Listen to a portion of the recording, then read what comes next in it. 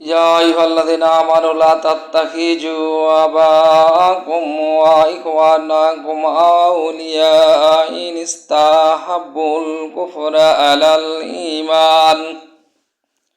আল্লাহ পাক বলেন, হে বিশ্বাসীগণ, ঈমানদারগণ, তোমাদের পিতা ও ভ্রাতা যদি বিশ্বাস অপেক্ষায় অবিশ্বাসকে শ্রেয় জ্ঞান করে, অর্থাৎ যা বিশ্বাস করতে হবে এই বিশ্বাসকে যদি না মানিয়া বিশ্বাসকে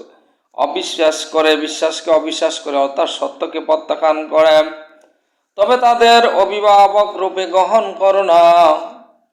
তোমাদের মধ্যে যারা ওদের অভিভাবক রূপে গ্রহণ করবে তারাই হবে সীমা লঙ্ঘনকারী।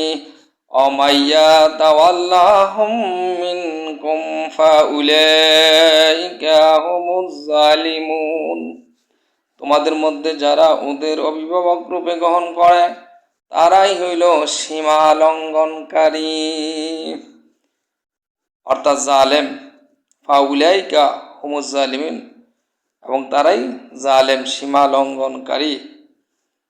সেজন্য বাবাজিরা আমার, বন্ধুরা আমার, আল্লাহ পাক সূরা তাওবার ওই 23 নম্বর আয়াতে ঘোষণা করেছেন, ইয়া আইয়ুহাল্লাযীনা আমানু, হে ঈমানদারগণ, লা তাত্তাখিযু আবাকুম, তোমাদের পিতা ও মাতা যদি বিশ্বাস অপেক্ষা অবিশ্বাসকে শ্রেয়গান করে, অবিশ্বাসের জায়গা যা কোরআন নাজিল করছে তা বোঝানোর পরে যদি সে না মানে, অবিশ্বাস করে, ওয়াইখওয়ানাকুম আউলিয়া, অর্থাৎ অভিভাবকগণ, পিতামাতা, ভাতা, তারা যদি অবিশ্বাসকে শ্রেয়গান করে, ইনিস্তাহাব্বুল কুফরা, এবং কুফরিকে প্রাধান্য দেয়, সত্যকে প্রত্যাখ্যান করে, আলাল ঈমান,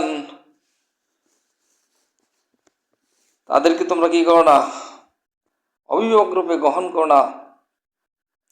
অমাইয়া তাওয়াল্লাহুম মিনকুম, তোমাদের মধ্যে যারা ওদের অভিভাবক করে, ফাউলাইকা হুমুজ জালিমুন, তারাই হইল জালেম, সীমা লঙ্ঘনকারী।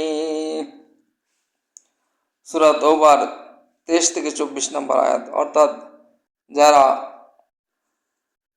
আল্লাহ পাক বলতেছেন, হে ঈমানদারগণ, বিশ্বাসীগণ, তোমাদের পিতা মাতা ভাই যদি কি করে, অবিশ্বাসকে বিশ্বাস রূপে গ্রহণ করে, সত্যকে প্রত্যাখ্যান করে, তবে তাদেরকে অভিভাবক রূপে গ্রহণ করো না। তোমাদের মধ্যে যারা ওদের অভিভাবক করবে তারাই হলো সীমা লঙ্ঘনকারী।